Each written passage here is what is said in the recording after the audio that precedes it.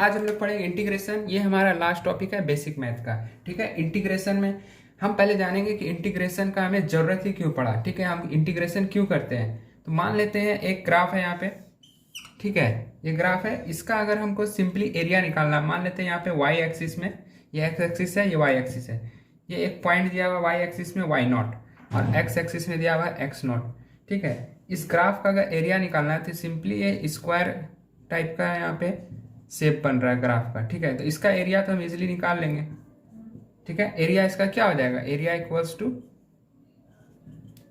Y naught into x naught कर देंगे, क्योंकि यहाँ से यहाँ तक वाई नॉट है और यहाँ से यहाँ तक एक्स नॉट है, सिंपली स्क्वायर टाइप का है। ठीक है, या रेक्टेंगुलर भी होता तो उसका एरिया हम सिंपली निकाल लेते हैं लेंथ इंटू ब्रेथ करके। तो सिंपल ग्राफ का तो हमने एरिया निकाल लिया, लेकिन अगर हमारे पास ये इस टाइप का कर्व टाइप का होगा जिसका कि वाई इक्वल्स टू, मान लेते हैं लाइन का क्या है, y equals to x square है। ठीक है, तो इसमें अगर हम इस कर्व का एरिया निकालना है तो कैसे निकाल लेंगे, मानते हैं हम इस तरह यहाँ से यहाँ का x1 टू x2 तक हमको एरिया निकालना है। ठीक है, ये x एक्सिस है, ये y एक्सिस, तो इसमें हम एरिया कैसे निकालेंगे। तो इसके लिए हम इंटीग्रेशन का यूज करते हैं। जैसे यहाँ पे सबसे पहले एक छोटा सा पार्ट कट कर लेंगे dx अमाउंट, dx लेंथ का। ठीक है, यहाँ से यहाँ तक क्या है इसका लेंथ, dx है, dx लेंथ का हम इसका एक कट कर लिए पार्ट। ठीक है, और y एक्सिस में y लेंथ तक है। ठीक है, y एक्सिस में dx अमाउंट का हम ये काट लिए, इसका डिस्टेंस यहाँ से x है। ठीक है, तो इसका स्लोप क्या हो जाएगा, स्लोप होता है dy अपॉन dx। ठीक है, ये डिफरेंशिएशन में भी हमने देखा था, स्लोप इस तरह होता है। ठीक है, अब यहाँ पे क्या हो जाएगा, एरिया अंडर कर्व, कर्व के अंदर कितना एरिया है, तो इसके लिए हम इंटीग्रेशन का यूज करते हैं। देखते हैं किस तरह होता है, एरिया अंडर द कर्व। ठीक है, एरिया अंडर द कर्व क्या हो जाएगा, तो इंटीग्रेशन करेंगे, छोटा सा एरिया का इंटीग्रेशन, कितना हम कट किए हैं उसका विड्थ dx। ठीक है, ये एरिया हो गया इसका, ये सब को इंटीग्रेट करेंगे कहाँ से कहाँ तक, x1 टू x2, कहाँ तक हमको निकालना है, x1 से लेके x2 तक का निकालना है। तो x1 से लेके x2 तक इंटीग्रेट करेंगे तो मेरे पास क्या आ जाएगा, एरिया आ जाएगा। तो इसको जब इंटीग्रेट कर रहे हैं x1 टू x2 तो एरिया मेरे पास क्या आ जाएगा, a, और ये वही रहेगा x1 to x2 y dx, ये हमारा क्या आएगा, इंटीग्रेशन। इंटीग्रेशन का सिंपल मीनिंग हम इंटीग्रेशन को कह सकते हैं इनवर्स ऑफ डिफरेंशिएशन। डिफरेंशिएशन का जस्ट उल्टा को हम इंटीग्रेशन कहते हैं। ठीक है, तो कैसे उल्टा ये देखते हैं। ठीक है, मान लेते हैं हमारे पास दिया हुआ है if y equals to x to the power n। ठीक, तो इसको इंटीग्रेट करना है, then integrate it from x1 to x2। ठीक है, x1 से लेके x2 तक हमको इसको इंटीग्रेट करना है, x1 टू x2 इंटीग्रेट करना है। ठीक है, तो कैसे करेंगे, तो सिंपली पहले ये इंटीग्रेशन का साइन है, यहाँ पे मैं लिख देता हूँ, इंटीग्रेशन का ये साइन है। ठीक है, इंटीग्रेशन का साइन लिखेंगे, किसका इंटीग्रेशन करना है, तो y का, तो y किसके रिस्पेक्ट में, x के रिस्पेक्ट में, तो उसके लिए हम क्या लिखते हैं, dx। ठीक है, d का मतलब होता है चेन, जिसके साथ d लगाते हैं तो बहुत ही छोटे चेन को d बोलते हैं। ठीक है, उसके बाद फिर इंटीग्रेट करेंगे, क्या करेंगे, कहाँ से कहाँ तक करना है वो लिखना है, x1 टू x2, x1 नीचे x2 ऊपर। ठीक है, किसका कर रहे हैं हम, x to the power n का कर रहे हैं, उसको लिख देंगे x to the power n dx। ठीक है, अब अगला स्टेप देखेंगे, y का इंटीग्रेशन dx के रिस्पेक्ट में क्या आ जाएगा, y इसका इंटीग्रेशन करेंगे तो हमारे पास क्या बचेगा, y बचेगा। ठीक है, इक्वल्स टू अब एक्स एन का इंटीग्रेशन, यहाँ पे क्या हो जाएगा, जो पावर है उसमें प्लस ऐड करेंगे एक्स एन प्लस 1, और जो ऐड किए हैं सेम उसी को यहाँ नीचे लिख देंगे n प्लस 1, ये लिख देंगे। ठीक है, अब क्या करेंगे, अब हम पूरे में इस तरह से लिखेंगे, जो यहाँ इंटीग्रेटेड वैल्यू था वो x1 टू x2, ये हमें लिख देना है। ठीक है, ये हो गया मेरा इंटीग्रेशन का फॉर्मूला। अब हम इंटीग्रेशन का कुछ क्वेश्चंस करके समझेंगे। जैसे एक क्वेश्चन है y equals to x square, ठीक है, ये क्वेश्चन है, y equals to x square. तो इसको इंटीग्रेट करना है कहाँ से कहाँ तक, then integrate it from x1 to x1 का वैल्यू 1, x1 1 से लेके x2 3 तक, ठीक है। अब इसका सॉल्यूशन देखते हैं,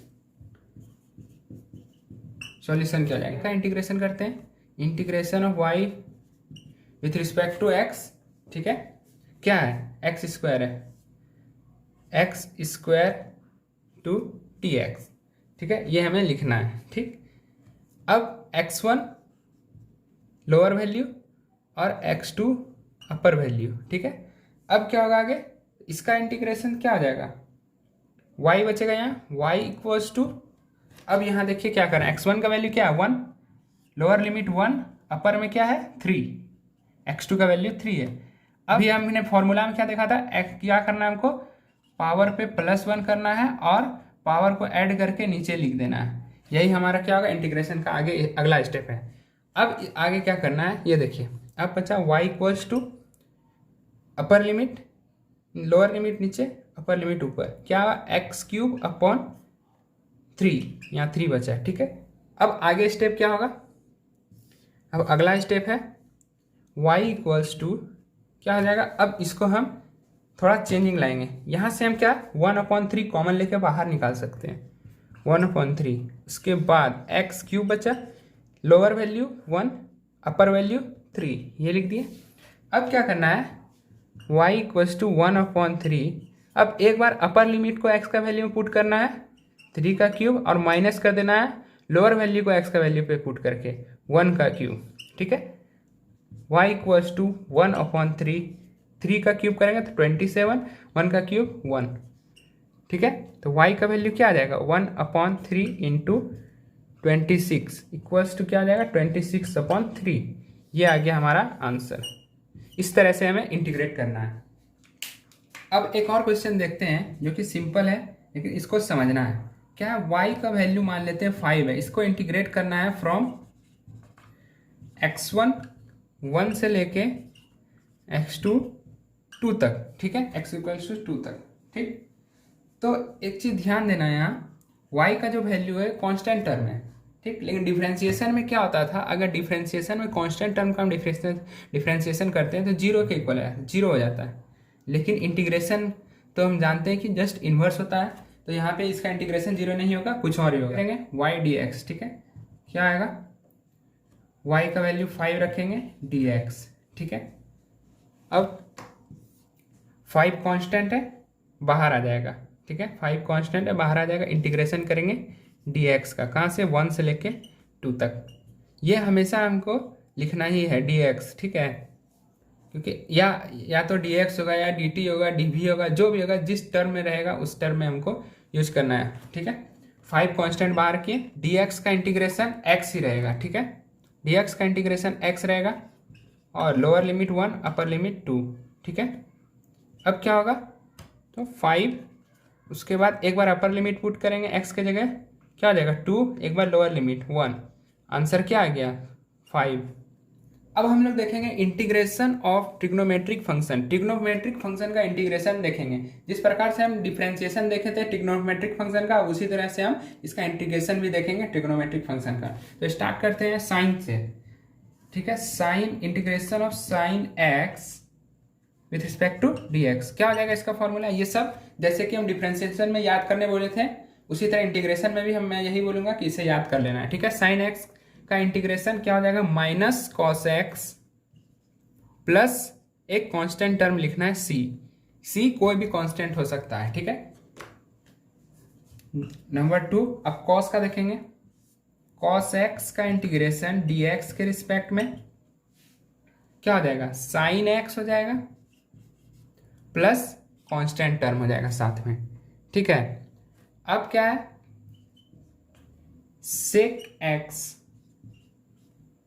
सेक स्क्वायर x का इंटीग्रेशन dx के रिस्पेक्ट में, इसका आ जाएगा 10x प्लस c, ठीक है। नेक्स्ट है हमारा कॉसेक स्क्वायर एक्स का इंटीग्रेशन एक्स के रिस्पेक्ट में क्या हो जाएगा, माइनस कॉट एक्स प्लस सी। सी क्या है, सब कांस्टेंट टर्म को सी से रिप्रेजेंट कर रहे हैं, ठीक है। सी को रिप्रेजेंट मतलब कांस्टेंट, कोई भी कांस्टेंट हो सकता है, ठीक है। अब अगला है integration of E to the power X with respect to X. इसको simply E to the power X लिखेंगे, और integration of 1/x with respect to X क्या हो जाएगा,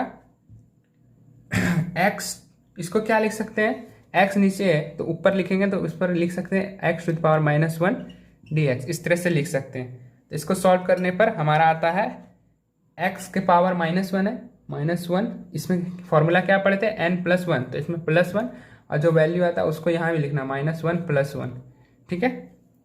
क्या हो जाएगा, ये 0 हो जाएगा, x की पावर 0 और नीचे भी 0, किसी भी चीज़ पर पावर 0 होता है तो उसका वैल्यू 1, 1/0 इक्वल्स टू क्या आ जाएगा, अनडिफाइंड। तो हमने देखा 1/x का जब इंटीग्रेशन करते हैं तो वो अनडिफाइंड हो जाता है, तो ये अनडिफाइंड हो जाता है, लेकिन ऐसा होगा नहीं, ठीक है। रियलिटी में क्या होता है, रियलिटी में होता है इसका इंटीग्रेशन करने पर x पावर -1 dx, इसको हम रियलिटी में क्या लिखते हैं, log x लिख देते हैं, ठीक है। log x, जब भी ये इंटीग्रेशन आएगा 1/x तो वो हमको क्या करना है, उसके जगह पे log x ले लेना है, इसका इंटीग्रेटेड फॉर्म, ठीक है।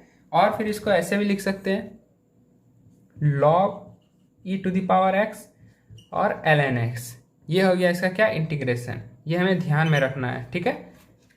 हम अगर फॉर्मूला बेस्ड अगर इसको सॉल्व करते हैं 1/x का इंटीग्रेशन करते हैं तो अनडिफाइंड आ जाता है, लेकिन होता क्या रियल में, log x, log e to the power x और ln x। इंटीग्रेशन में हम कुछ क्वेश्चंस बना के देखते हैं ट्रिग्नोमेट्रिक फंक्शन का, ठीक है। एक क्वेश्चन है sine theta D theta, integration of sine theta with respect to D theta from 0 to π/2, π/2 मतलब 90 डिग्री, ठीक है। पाई का वैल्यू 180 होता है, तो 0 से लेके 90 डिग्री तक इसको इंटीग्रेट करना है। तो अभी हमने क्या पढ़ा था, साइन थीटा का इंटीग्रेशन क्या हो जाएगा, माइनस कॉस थीटा, ठीक है। और क्या, इसका value lower limit 0, upper limit π/2, इसे पुट कर देंगे, ठीक है। माइनस साइन बाहर, कॉस पहले अपर लिमिट, कॉस 90 का मान क्या होता है, 0 होता है, 0 माइनस कॉस 0 का मान 1 होता है, ठीक है। माइनस बाहर और ये माइनस मल्टीप्लाई के प्लस हो जाएगा, +1, तो इसका इंटीग्रेशन का आंसर क्या आ गया, +1, ठीक है। इसी तरह एक और क्वेश्चन देख लेते हैं, कॉस थीटा का इंटीग्रेशन थीटा के रिस्पेक्ट में कहाँ से, 0 से लेके पाई तक, ठीक है। पाई मीन्स 180 डिग्री, ठीक है। अब इसको इंटीग्रेट करेंगे तो कॉस थीटा का इंटीग्रेशन क्या हो जाता है, साइन थीटा कहाँ से कहाँ तक, 0 से पाई, ठीक। अब क्या करेंगे, पहले अपर लिमिट पाई, साइन पाई मतलब साइन 180 का वैल्यू क्या आता है, 0, और साइन 0 का वैल्यू 0, तो आंसर क्या आ जाएगा, 0, ठीक है। इसी तरह हमें इंटीग्रेशन के क्वेश्चंस को सॉल्व करना है, ठीक। तो अगला क्वेश्चन है हमारे पास, integration of e to the power x with respect to x from 0 to 1, 0 से 1 तक इसका लिमिट है, इसको इंटीग्रेट करना है, ठीक है। अब इसको कैसे, e to the power x का integration e to the power x होता है, अभी हमने देखा है थोड़ा देर पहले, और इसका लिमिट पुट करेंगे 0 से 1 तक। सबसे पहले अपर लिमिट 1 का पर रखेंगे, ठीक है, e to the power 1 minus e to the power 0, ठीक है। ये तो ऐसे लिखा जाएगा e to the power 1 minus, किसी भी चीज का पर अगर 0 पावर रहता है तो उसका वैल्यू 1 हो जाता है, ये हो गया इसका इंटीग्रेशन, ठीक है। मल्टीपल रूल में क्या होता है, कांस्टेंट जो होता है, constant comes outside from integration, integration से बाहर आ जाता है कांस्टेंट टर्म। ठीक है, किस तरह था वो देखते हैं। मान लेते हैं क्वेश्चन से y equals to 2 sine x। ठीक है, इंटीग्रेशन करना y का x के रिस्पेक्ट में। चलिए करके देखते हैं सॉल्यूशन इसका। Integration of y with respect to x equals to क्या हो जाएगा, इंटीग्रेशन करेंगे 2 साइन x टू dx। ठीक, क्या होगा, y क्या है, constant multiple rule, constant comes outside from integration. यहाँ कांस्टेंट 2 है, कांस्टेंट बाहर आ जाएगा, साइन x का integration with respect to x। अब क्या हो जाएगा, y इक्वल्स टू क्या है, कांस्टेंट टर्म बाहर है 2, साइन x का इंटीग्रेशन क्या होता है, minus cos x, minus cos x, ये आ गया इंटीग्रेशन। ठीक है, माइनस कॉस एक्स, और प्लस में हमारा बचता है कांस्टेंट टर्म कोई भी, तो हम उसके लिए सी लिख देते हैं। तो y इक्वल्स टू क्या आ जाएगा, माइनस बाहर आएगा, -2 cos x प्लस सी। ये हमारा क्या हो गया, इसका कांस्टेंट मल्टीपल रूल से हम इस तरह से सॉल्व करेंगे। क्वेश्चन मान लेते हैं, इफ k इज कांस्टेंट, यदि k कांस्टेंट है तब क्या होगा। ठीक, एक क्वेश्चन है उसमें से k कांस्टेंट है। क्या है question, integration of k q1 q2 upon r square with respect to dr। ठीक है, ये क्वेश्चन है। अगर इसमें k कांस्टेंट है तो क्या होगा, अभी हमने पढ़ा था कांस्टेंट मल्टीपल रूल में कांस्टेंट टर्म बाहर आ जाएगा। ठीक, तो देखिए कैसे, यहाँ पे क्या हो जाएगा, k बाहर, k कांस्टेंट है तो k बाहर आ गया। अब हमें देखना है क्या यहाँ पे कोई और भी कांस्टेंट टर्म है। हाँ है, चार्ज है q1 q2, चार्ज कांस्टेंट है। ठीक है, तो इसको हम बाहर कर लेंगे, q1 q2 भी बाहर आ गया, ऊपर क्या बचा, 1 बच गया है। ठीक है, तो इंटीग्रेशन होगा 1 अपॉन r स्क्वायर का dr के रिस्पेक्ट में। ठीक, अब आगे का step, k q1 q2 integration करेंगे r स्क्वायर का, इसको हम इस तरह लिख सकते हैं, ऊपर ले जाके r ऊपर ले आ रहा है, पावर में नेगेटिव साइन लग जाएगा dr। ठीक है, अगला स्टेप क्या हो जाएगा, k q1 q2। अब इसका इंटीग्रेशन क्या हो जाएगा, इंटीग्रेशन में क्या करते हैं, प्लस करते हैं पावर को, तो r power -2 plus 1 upon -2 plus 1, ये हो गया। ठीक है, अब क्या बचा, k q1 q2 plus minus करेंगे तो -2 में प्लस 1 करेंगे तो पावर बचेगा r to the power -1 upon, यहाँ क्या बचा, -1। ठीक है, तो फाइनल आंसर क्या हो जाएगा, ये -1 है ऊपर पावर, तो इसको नीचे ले आएंगे और ये माइनस इधर आ जाएगा बाहर, माइनस k q1 q2, और ये ऊपर में नेगेटिव साइन में तो नीचे आ जाएगा पॉजिटिव हो जाएगा r। ये आ गया हमारा आंसर इसका।